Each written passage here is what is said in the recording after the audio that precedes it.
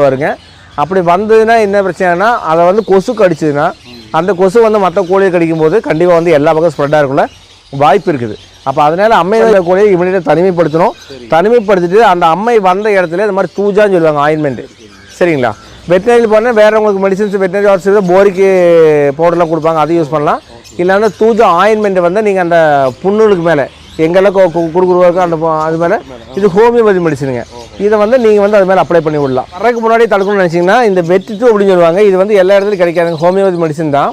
இது வந்து மேனுஃபேக்சர் வந்து பாலக்காடுலேருந்து பண்ணுறாங்க. சில ஹோமியோபதி ஹாஸ்பிட்டல் கிடைக்கலாம், வெட்டிட்டு அப்படின்னு சொல்லுவாங்க.